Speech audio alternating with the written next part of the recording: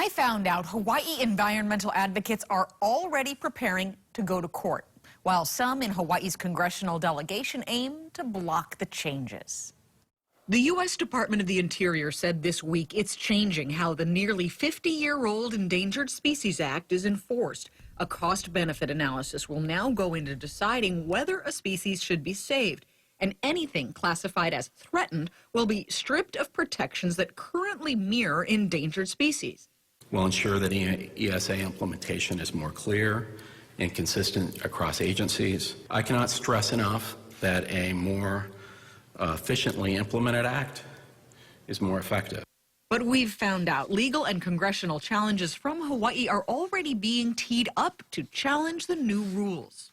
We're going to be headed back to court. We're combing through them, making sure that we line up the best, the strongest arguments to point out to the court why many of these proposals have already been ruled by the courts to be illegal, to be contrary to the letter of the law.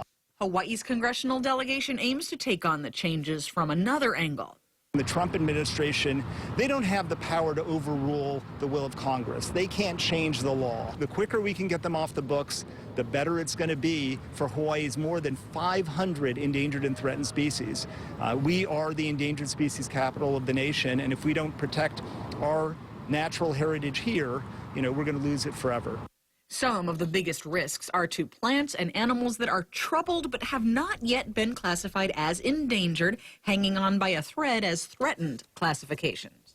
Species like our green sea turtles, species like the Newell shearwater. Right now, those species have protection, the same level of protection as endangered species. You can't kill them, you can't harm them, you can't harass them. Under the Trump proposal, any species in the future that's listed as threatened will have no protection at all. The rule changes also have the potential to encroach on or eliminate areas where species live, breed, and feed without the current mandate to replace it, similar or better elsewhere.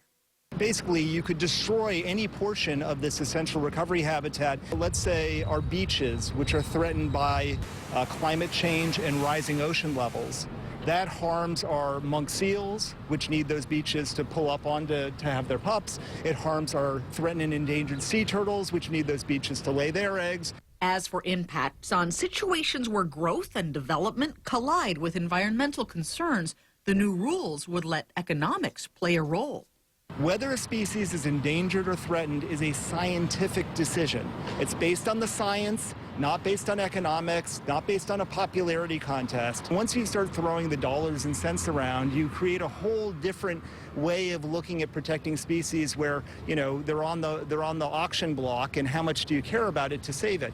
The DLNR says of the federal rule changes, we are obviously concerned, and although they say they're uncertain about changes at the national level, they say Hawaii has some of the most protective endangered species state laws, and these protections will not be affected.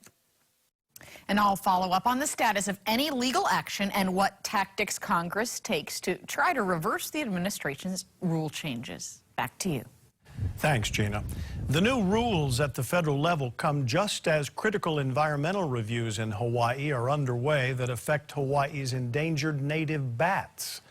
Two different Maui wind farm companies say the devices are on pace to kill or harm far more bats than originally projected before the facilities were built.